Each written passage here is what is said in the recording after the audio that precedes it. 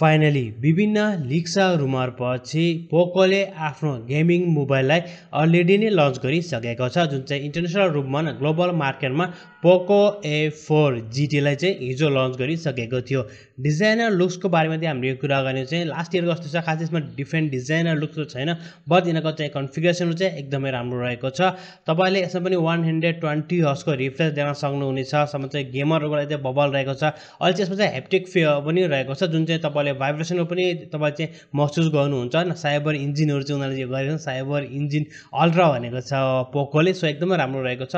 त्यहाँ चाहिँ भाइब्रेसनहरू पनि हुन्छ, गेमहरू खेल्दा चाहिँ एकदमै मजा आउँछ र ट्रिगरहरू रहेको छ, उसको आफ्नै ट्रिगर रहेको छ। सो त्यो चाहिँ गर्दा चाहिँ एकदमै बबल रहेको छ। यसको साथसाथ चाहिँ डिस्प्ले पनि एकदमै राम्रो रहेको छ।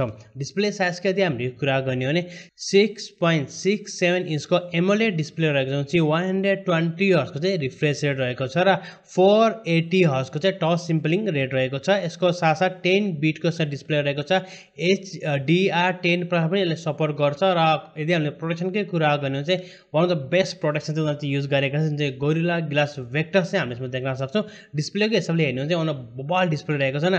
डिस्प्ले मेडले पनि उनीहरूको चाहिँ जुन यो डिस्प्लेलाई A+ को चाहिँ सर्टिफिकेट दिएको छ, चाहिँ बबल डिस्प्ले रहेको छ। अब जस्तो भए पनि यो मोबाइल त्यही हो रेडमी K50 गेमिङ एडिसन, जुन चाहिँ चाइनिज बजारमा लन्च भएको थियो भनेपछि त्यहीलाई नै रिब्रान्ड गरेर उसले चाहिँ पोको A4 GT को नामबाट चाहिँ ग्लोबली रूपमा चाहिँ लन्च गरेको छ। होपफुली सायद हामीले छिटो नै यो मोबाइललाई नेपाली बजारमा पनि देख्न सक्नेछौँ। प्रोसेसरको चाहिँ हामीले कुरा गर्ने चाहिँ स्न्यापड्रागनको चाहिँ 8 होइन फर्स्ट जेनको चाहिँ यसमा चाहिँ प्रोसेसर रहेको छ। ऱ्याम र रोम चाहिँ हामीले यसमा चाहिँ 8GB र 12GB को ऱ्याम देख्न सक्छौँ, चाहिँ 120 र 256GB को यसको स्टोरेज रहेको छ र स्टोरेजहरू पनि एकदमै राम्रो रहेको छ। ऱ्यामहरू पनि र 5 चाहिँ ऱ्यामहरू युज गरेको छ भने चाहिँ स्टोरेजका चाहिँ हामीले कुरा गर्ने हो भने पनि UFS 3.1 को रहेको छ। भन्नुको मतलब कि तपाईँहरूको चाहिँ डाटा ट्रान्सफर गर्ने रेट चाहिँ एकदमै राम्रो हुन्छ कि रिड र राइट चाहिँ एकदमै राम्रो हुन्छ। सो यिनीहरूको स्टोरेजहरू र ऱ्यामहरू पनि एकदमै राम्रो रहेको छ। So let's talk about camera. अब यो चाहिँ एउटा गेमिङ मोबाइल हो, तर पनि यिनको क्यामेराहरू पनि एकदमै राम्रो रहेको छ। चाहिँ मेन क्यामेरा चाहिँ पछाडिपट्टिको जुन मेन क्यामेरा छ नि 64 मेगापिक्सलको रहेको छ। उनीहरूले चाहिँ सोनीको सेन्सर युज गरेको छ, जुन चाहिँ IMX686 को सेन्सर युज गरेको छ, चाहिँ 8 मेगापिक्सलको अल्ट्रा वाइड एङ्गलको सेन्सर रहेको छ, जसको मजाले चाहिँ 120 डिग्रीसम्मको तपाईँले फोटो चाहिँ क्याप्चर गर्न सक्नुहुन्छ। र अर्को चाहिँ 2 मेगापिक्सलको डेप्थ भने चाहिँ रेगुलर क्यामेरा राखेको छ। साथमा चाहिँ 20 मेगापिक्सलको तपाईँले चाहिँ सेल्फी क्यामेरालाई देख्नुहुनेछ।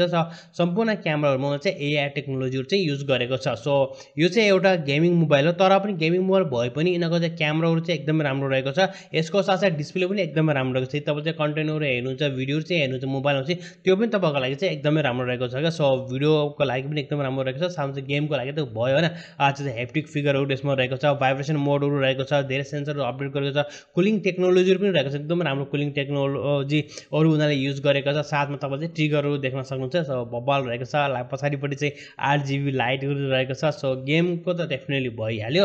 यसको साथसाथ पनि यो चाहिँ क्यामेराको लागि पनि एकदमै राम्रो रहेको छ। साउन्ड टेक्नोलोजीको चाहिँ हामीले कुरा गऱ्यो भने यसमा चाहिँ हामीले चाहिँ क्वाड स्पिकरलाई देख्न सक्छौँ भने 4 स्पिकरहरू चाहिँ यसमा रहेको छ। सो स्टुडियो स्पिकर डेफिनेटली त्यो पनि एकदम बबल चाहिँ साउन्ड यसमा आउँछ। साथमा हामी चाहिँ डोल्बे एटमोसको पनि हामीले त्यसमा सपोर्ट देख्न सक्छौँ। सो यिनीहरूको चाहिँ अडियो चाहिँ एकदमै राम्रो रहेको छ। रेगुलर नम्बर सेन्सरहरू यसमा रहेको छ अनि सबै सेन्सर देख्न सक्नुहुन्छ। आयर ब्लास्टर जुन चाहिँ अपग्रेड गरेको छ, सो एउटा चाहिँ अपग्रेड गरेको चाहिँ आयर ब्लास्टर पनि युज गरेको छ, जसको मजाले चाहिँ तपाईँले चाहिँ एकदमै राम्रो तरिकाले चाहिँ डिभाइसहरू चाहिँ कनेक्ट गर्न सक्नुहुन्छ। जस्तै टिभीहरूलाई कन्ट्रोल गर्ने जति पनि हुन्छ नि आयरको चाहिँ सपोर्ट गर्ने चिजहरू, त्यो चाहिँ एकदमै राम्रो तरिकाले तपाईँले चाहिँ अहिले चाहिँ कन्ट्रोल गर्न सक्नुहुन्छ। यसको साथसाथ चाहिँ यसमा चाहिँ साइड माउन्टेड फिङ्गरप्रिन्ट दिएको छ। फेस अनलक सिस्टम पनि यसमा रहेको छ। सो डुएल सिम लाग्छ, नानो सिम लाग्छ। वाइफाई 6 को चाहिँ यसमा सपोर्ट रहेको छ। ब्लुटुथ 5.2 चाहिँ यसमा रहेको छ, जुन चाहिँ एकदमै राम्रो कुरा। GPS APS पनि यसमा रहेको छ। साथमा चाहिँ NFC को पनि सपोर्ट रहेको छ, बट NFC चाहिँ सीमित ठाउँहरूको लागि मात्र भनेको छ। सायद चाहिँ हामी चाहिँ नेपालीमा चाहिँ NFC चाहिँ नदेख्न पनि सक्छौँ। सो ब्याट्रीको चाहिँ हामीले कुरा गर्ने चाहिँ ब्याट्री पनि एकदमै राम्रो रहेको छ। 4700 mAh को ब्याट्री ब्याकअप रहेको छ। 120 वाटको चाहिँ सुपर फास्ट चार्जिङ एडेप्टर रहेको छ। सो 17 मिनटमा तपाईँले चाहिँ मोबाइललाई चाहिँ फुल चार्ज गर्न सक्नुहुन्छ र मोबाइल चार्ज गर्दा तपाईँले गेमहरू पनि खेल्न सक्नुहुन्छ। जुन उनीहरूको चाहिँ वायर छ, वायर चाहिँ L सेपको चाहिँ वायर दिएको छ। सो जसको मतलब चाहिँ तपाईँ सजिलो तरिकाले तपाईँ डिस्टर्ब हुँदैन गेम खेल्दाखेरि पनि। सो एकदमै राम्रो तरिकाले तपाईँले गेम पनि खेल्न सक्नुहुन्छ। सो यो मोबाइललाई हुन चाहिँ अहिले चाहिँ ग्लोबली रूपमा चाहिँ लन्च गरिसकेको छ। हेरौँ चाहिँ नेपाली बजारमा कहिले र के कति प्राइसमा चाहिँ लन्च गर्छन्। ओभरअल जे गरौँ एउटा गेमिङ मोबाइल हो। गेमिङ मोबाइल मात्र नभएको चाहिँ क्यामेरा पनि एकदम राम्रो रहेको छ, डिस्प्ले राम्रो रहेको छ, ओभरअल हेर्दा चाहिँ एकदम राम्रो रहेको छ। मेन त हुन्छ यसको प्राइस। अब युरोपमा चाहिँ के प्राइसहरू हाई नै हुन्छ, उनीहरूको चाहिँ प्राइभेसी पोलिसीको कारणले गर्दै, बट नेपाली बजारमा साथ हामीले कम प्राइसमा पनि देख्न सक्छौँ। प्राइसको चाहिँ हामीले कुरा गर्ने चाहिँ 8GB र 128GB स्टोरेज प्राइसको लागि चाहिँ नेपाली बजार चाहिँ 60,000 to 65,000 रुपियाँ चाहिँ पर्ने सम्भावना रहेको छ। 60,000 रुपियाँसम्म पर्ला जस्तो लागिरहेको छ। यसको साथसाथै जुन हाई भेरिएन्स रहेको छ 12GB र 256GB स्टोरेज प्राइस चाहिँ 70,000 to 75,000 रुपियाँ चाहिँ नेपालमा चाहिँ पर्न सक्ने चाहिँ सम्भावना रहेको छ। हेरौँ अब चाहिँ पोको नेपालले आफ्नो यो मोबाइललाई कहिले र के कति प्राइसमा लन्च गर्छ।